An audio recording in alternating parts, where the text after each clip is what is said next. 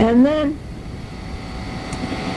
Jim was still in the service, and when it came for the time for the baby to be born, I moved to my folks' house, and they gave me the big front bedroom. I jumped ahead of myself about this here living at their house.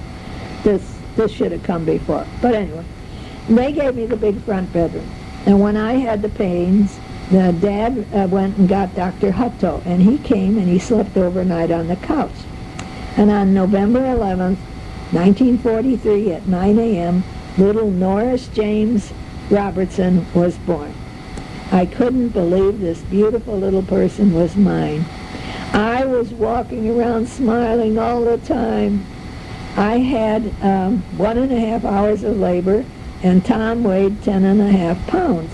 I told you that I was really big. His name, Norris James, was after his father, who was named after a Baptist preacher. I didn't like that strange-sounding Southern name. I wanted to call him Charles James, after my father and after Jim. But I was outvoted by the Southerners. 3 days after Tom was born, I was out squirrel hunting. Tom was called that because I didn't like his name, and as he grew, he was strong and agile, and I kept calling him a tomboy, and thus the name Tommy. One night in the evening, I went with Ma and Richard to Aunt Marie's farm, a quarter of a mile down the road. Tommy was sleeping. I stayed a while to talk and laugh. Aunt Marie had a lot of actress in her, and she could make any little event into a funny story. Same way with Aunt Violet. God, we always laughed when we got together. I left, and I'm walking home, and it seemed like there was a red glow coming from our house. And I thought, fire. Oh, God, I ran my head off to get there. My baby was there in the fire. I was running and praying, and when I got there, it was only the glow from the lamp. Oh, gosh, I was so scared that time.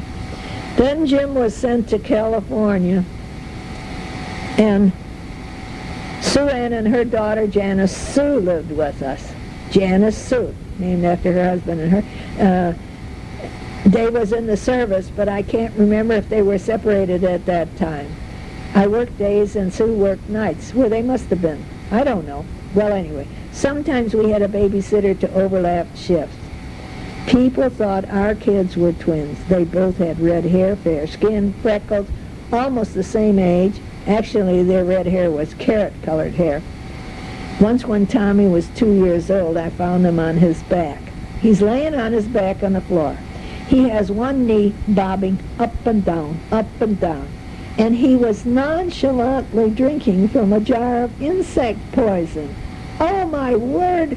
I grabbed him in the jar, and I ran outside to the street. I flagged down a car. That was the time when people would stop for you.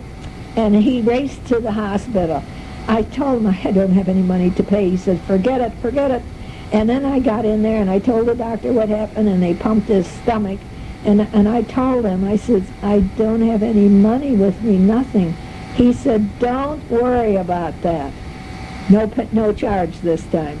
Don't let it happen again. So after that, we had insects, but no insect poison.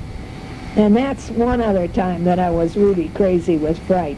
I was young, and I didn't see all the dangers to babies. I didn't know that.